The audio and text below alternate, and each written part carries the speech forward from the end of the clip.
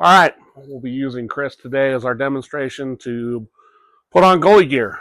First layer that Chris is currently wearing, we're going to start from the top. First layer, we just have an undershirt. This undershirt by Bauer actually has the cut resistant to the neck. It is not required on your base layer, but for all players, it is a required item. It can either be as an additional item that goes around your neck, or in this case, as you see here, the shirt as a turtleneck. From the shirt, we go down to the pants. These hockey pants, the base layer hockey pants, this is what's classified as a jock pant. There is a cup that is installed in these pants and gives him full-length protection. You'll also see on the front, and then there also on the back, there is Velcro. That is for socks, for hockey socks, as we build these layers. The last layer on the base is socks. From those socks, we're going to build our entire gear. All right. So our very first layer that we start with the goalies is a second jock. This is important for goalies, protecting the midsection as well as the private areas for that. So our next item that we have, knee pads. These are completely separate from the leg pads that you'll see later.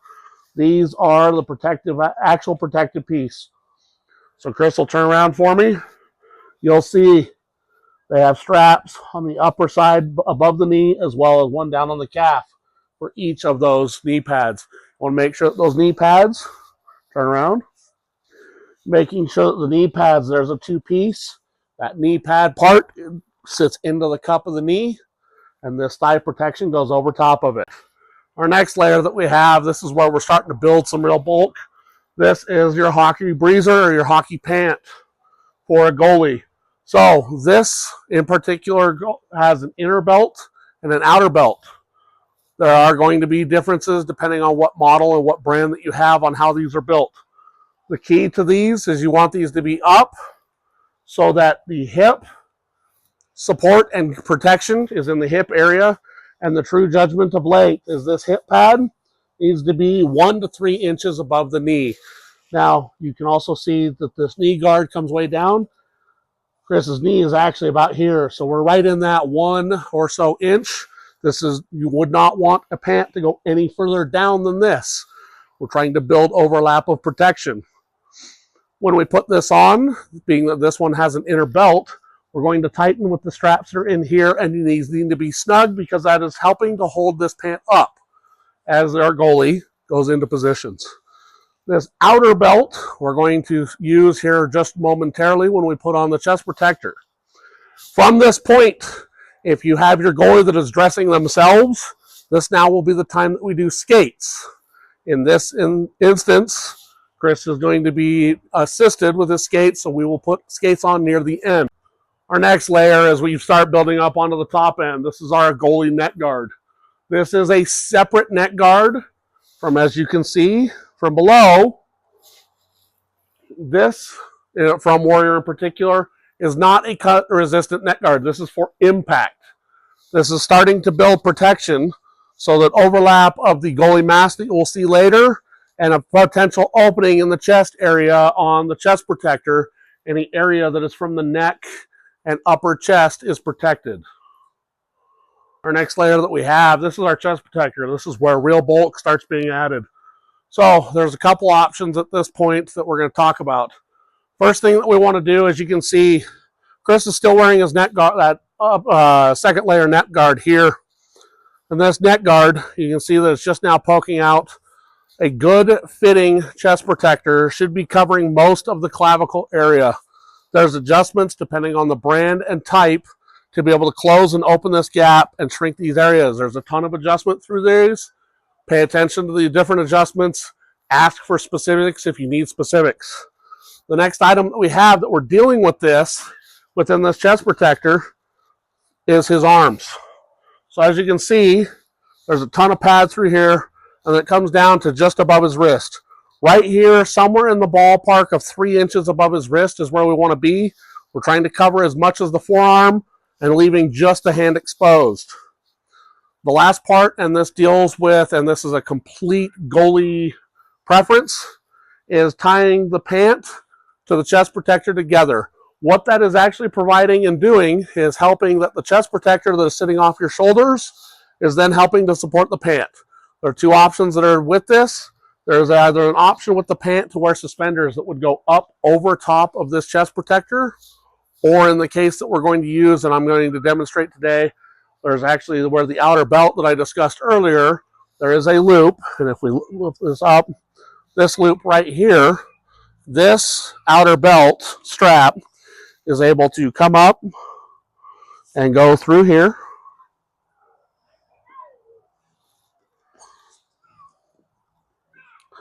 Once we bring the strap through, we're able to fish this through. Now this is a typical slip buckle, so you go in on the inside of the slip, up over the little piece in the center and back out that last one. And this is not required to be super tight. We just want to snug this outer belt. We're not trying to support around the waist. We're using this belt tethered in the front to help support the pants to stay up. With that, we're able to just go ahead and tuck the strap in as we need because we don't want things sticking out. Put that back down. Now, as Chris turns around, the other part that we want, as you saw on the front, the chest protector is going to tuck into the front of the pants. On the back, we're tucking the chest protector into the back of the pants. The flap that is on the back of a goalie breezer or pant does move and does give flexibility. We want this to go in because this is going to sit out much further back than the chest protector. You can see a bunch of the adjustment, and as you need to, you can make those adjustments to adjust for sizing that within any given size of a piece of item, it's able to fit many different body structures. Okay, so now we have Chris in his skates. There are other complete items. Skate lacing and how the skates are tied are very much a personal preference. That is something that you can work with your player and or goalie to decide how you like them laced best and where they like to have them tight, where they like to have them loose. Chris has his preferences. Every other kid has their preferences. Work with them. Ask them questions where they feel more pressure in the skate or less pressure, and if their heel is lifting in the skate at all. That's where we truly care, is that the heel does not lift. Now, goalie specific, as you can look and see, this is the one part. There is no Achilles protection that sticks way up on the skate itself. The other item you'll notice is these are a little bit lower. Typically, goalie skates do sit a little bit lower to the ankle. That is to provide the ability for a goalie, as they go into their stance, that they get flexion in the ankle and their leg is able to go forward and still maintain contact and their heel in the boot. Next up, we're talking about leg pads. So before we get Chris dressed in his leg pads, which is going to be one of our next milestones, we're going to talk about a few of the things. So leg pads, they all have a bunch of Velcro and or buckle type attachments. And the ultimate goal is that the leg is going to sit down into this pocket. You can also see at the toe, on this set of leg pads, we have a bungee and then some Velcro tethering. So whether it is very much a preference to a player, whether this toe tie is bungee or skate lace, and that is all dependent on that player and how they want to play. We're just going to show the generals of how to put this on. One of the items before we get this on, and we want to look at this piece of the pad in particular. So this piece right here is where the knee lands when the player goes into their butterfly or puts a single leg down. Our goal with these knee pads is that that front of that shin pad does not go any further than this block for a good fit. We want the center of the knee and the kneecap itself right here to be right in the center of this pad when they come down. They can be a little bit back for growth, but as you start to approach the top end of this pad, that's where it's time to start moving into a larger pad, because the goal is to be right in the center. Next up, we're going to put these leg pads on. So I'm going to help to show and demonstrate. Going to go over a couple of pieces as we go through this. This is where the bulk of trying to get these on. So, as I talked about with these toe ties, two ways that these toe ties can go on. The first is, now when we go to do this, and you're at the hockey rink and we have mats down, you want your skate guards off at this point, putting these on. For this demonstration, we're out on concrete. We don't want to ruin an edge. We're not going to take these off. We're not looking to go out and get this completely set up for exact play. So with our toe ties first, you're going to bring this leg pad up to the toe of the boot. If you can see where the boot and the skate come together, this is where we want this to sit roughly, directly under his front toes. Now there's two directions that you can take this, and this is a skater / goalie preference. From here, you will take these out through the center of the skate underneath the boot. That will always stay the same. And then from here, you can either come up directly on top of the skate, as so, or you first take this to the back of the skate, pull tight with the bungee, and come up. Oop.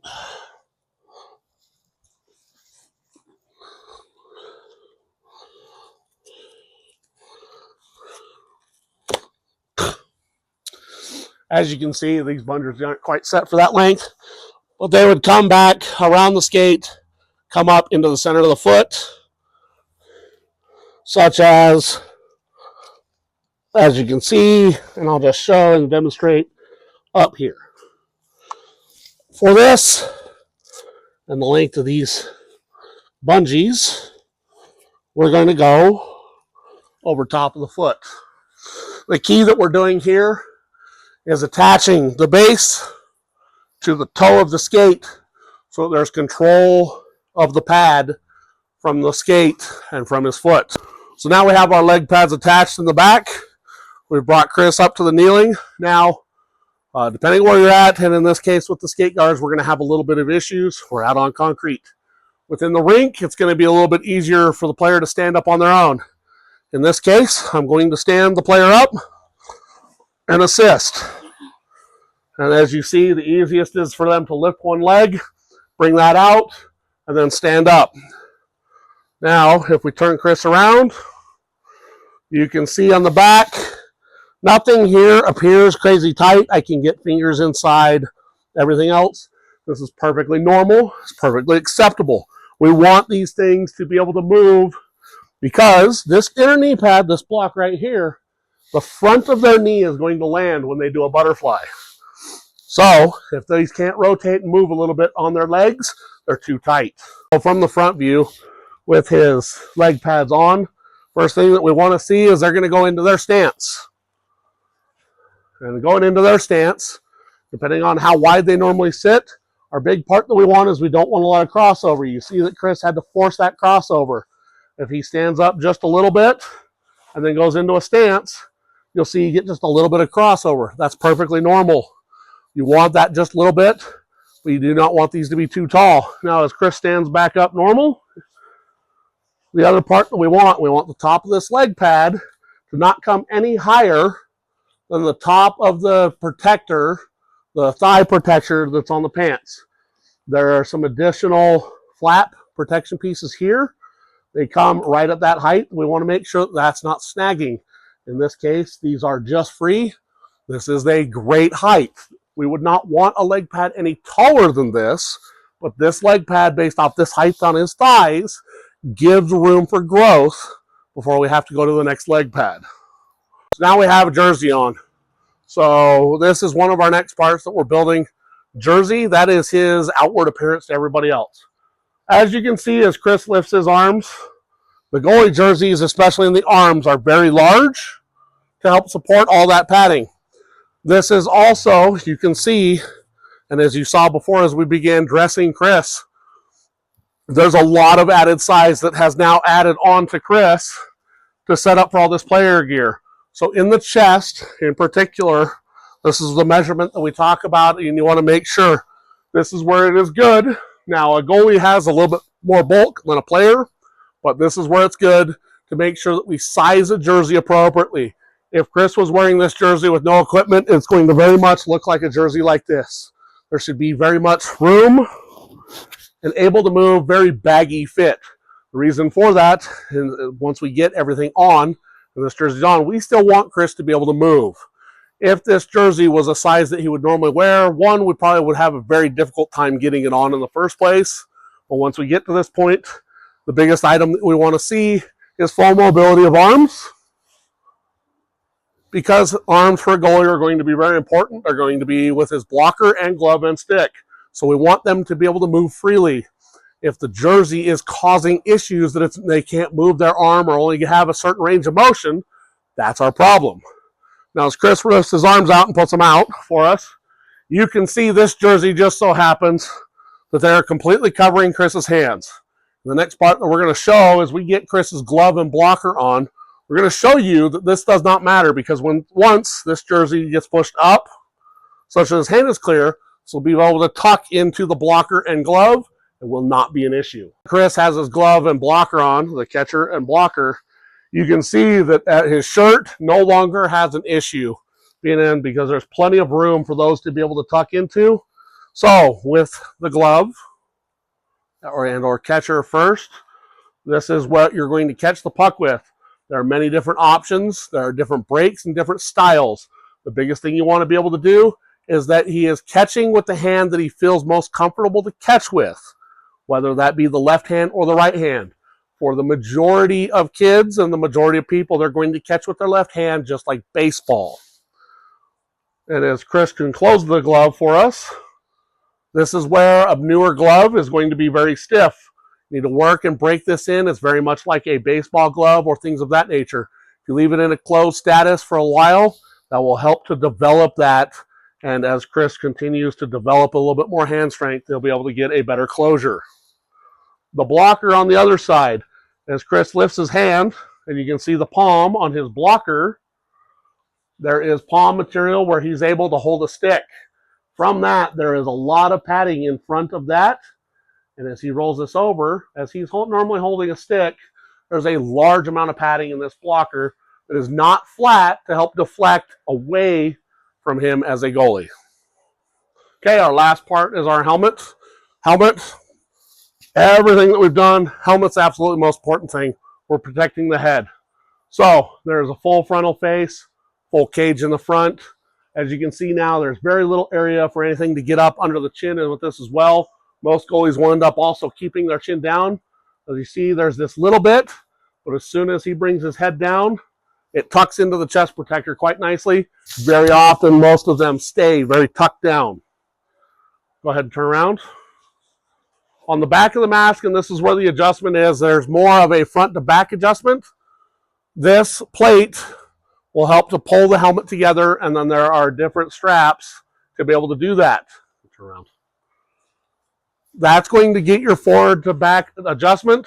The biggest thing that you're looking for on fit as far as the head itself is as you look at the player or look at the goalie, if you can see light at their temples, that's a major sign that it's not fitting right. We want this to make sure that it's fitting their head tight, but not too tight. It wants to be a snug fit, very much like you fit a baseball helmet and or a bike helmet.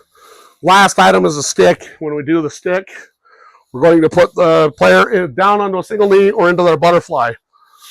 What we want is they're going to stay upright. We want a goalie to stay upright, be as big as they possibly can. These are going to be measured for where they're actually holding within the blocker. Our key that we want is for the blade, when they go to do a normal block, sits level. If that is starting to toe up, it could be too short. And if it toes down and it's just the toe, the stick is too long. That's how we're going to get the stick. All right, and now we have completely dressed Chris in all of his goalie gear. Last items that we, of course, would make sure that he goes out on the ice in is a mouth guard and a water bottle.